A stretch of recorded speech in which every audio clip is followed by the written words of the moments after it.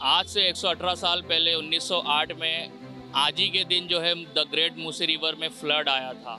वैसे तो 27 सितंबर की रात में ही वार्निंग दी गई थी आज से 118 साल पहले, और 28 सितंबर के दिन में पूरा हैदराबाद जो है पानी में डूबा हुआ था, जहां पर हज़ारों लोगों की जान भी चली गई थी।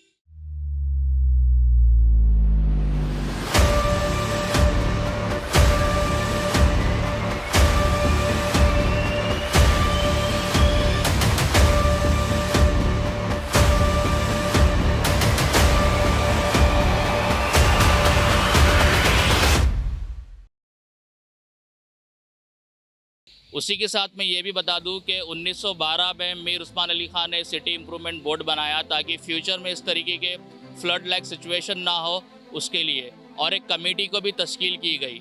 मैं एक और बात यहाँ पर व्यूअर्स को ये भी बता दूं कि जब हज़ारों लोगों की जानें जा रही थी तो उस्मानिया हॉस्पिटल में एक इमली का झाड़ है जो 200 साल पुराना है, उस झाड़ पर चढ़कर 150 लोगों ने अपनी जान भी बचाई।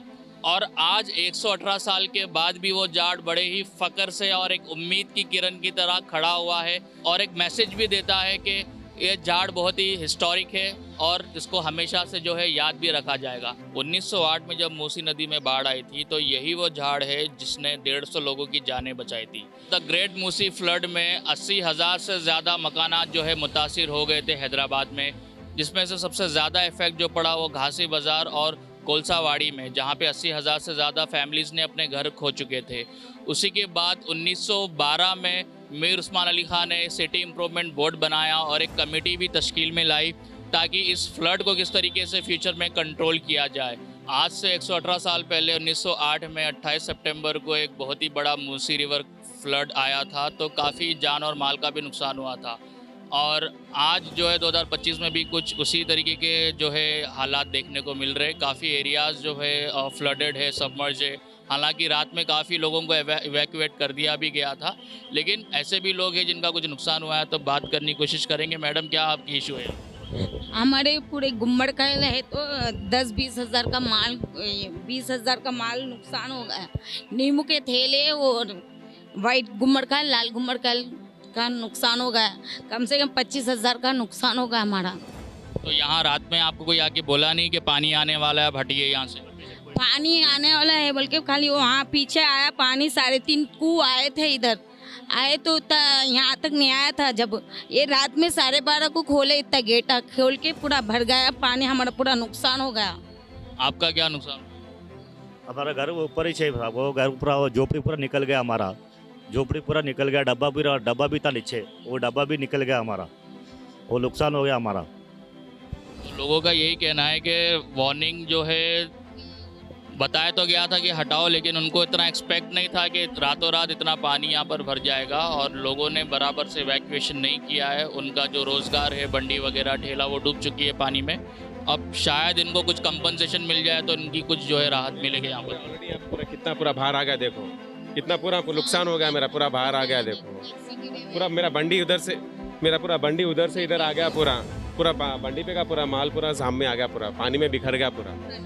अब पहले तो प्रशासन को इसके बारे में बताना चाहिए कि जो आम जनता इस रास्ते पर गुजरती है, तो पहले से ही जो है सरकार, जो तेलंगाना गवर्नमेंट जो है, पहले से ही जो है सबको बताना चाहिए कि ऐसे बाढ़ आने वाली है, पानी आने वाला है, तो इससे किसी का नुकसान जो है होता नहीं है। और दूसरी बात, जो भी लोग यहाँ पे अभी आते हैं इमरजेंसी, जब या पानी इतना बहकर जा रहा है, तो सभी चीज़ को जो है रोकना चाहिए कि जो लोग आते हैं अनजाने में, किसी को पता नहीं होता है, तो रोकना चाहिए कि यहाँ पर पुलिस वगैरह भी रहना चाहिए। और काफ़ी कुछ पानी यहाँ पे भर चुका है, आप भी देख रहे हैं यहाँ पे। यहाँ के लोकल से भी हमने बात करने की कोशिश करी। उनका यही बोलना है कि उनको वक्त रहते पे अगर अलर्ट कर दिया जाता और साथ ही साथ एक सीरियस नोट पर इवैक्यूएशन ड्रिल यहाँ पर की जाती, जिस तरीके से दूसरे इलाकों में की गई है। बट यहाँ पे जो नुकसान हुआ है, लोगों की जो छोटे मोटे कारोबारियाँ हैं, तो क्या उनको कंपनसेशन मिलेगा गवर्नमेंट के तहत, वो भी एक बहुत बड़ा सवाल है। और ये जो बस्ती, मैं कैमरामैन को बोलूँगा ज़रा वहाँ, तो ये बस्ती जो डूबी हुई है, काफ़ी घर उस तरफ के जो है, अगर कुछ इमरजेंसी, कुछ हेल्थ केयर सिचुएशन आ जाती है तो उनको किस तरीके से वहाँ से निकाला जाएगा, तो वो भी एक बहुत बड़ा सवाल है। ये जियागुड़ा की जो आगे रोड जाती है कारवान के टूवर्ड्स, पूरी जो है इस वक्त डूब चुकी है पानी में। तो जीएचएमसी का स्टाफ भी हमारे साथ है, तो क्या क्या सर तैयारी हो रही है यहाँ पर साहब अपना जो है पानी बहुत कुछ आ गया है, इसलिए पब्लिक को हमने रोक के रखा है। और यहाँ पर नीचे भी गाड़ियाँ वाड़ियाँ रुके हुए हैं और जो बंडियाँ रुके हुए हैं सब उनको हम लोग कवर कर रहे हैं। और हमारे कमिश्नर साहब जो है म्यूनसिपल कमिश्नर साहब पूरी कोशिश कर रहे हैं कि यहाँ का कचरा वचरा निकालने की। 1908 में जो the great Musi river flood आई थी तो पुराना पुल जो है ये बहुत ही हिस्टोरिकल ब्रिज है।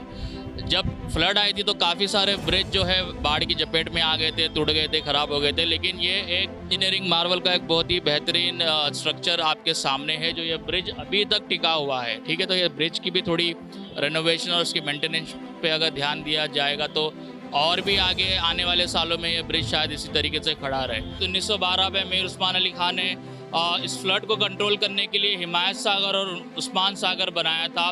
1920 में और 1927 में हिमायत सागर को बनाया गया ताकि ये फ्लड को कंट्रोल कर सके और उस वक्त जो है ये पीने का पानी का ज़रिया भी था।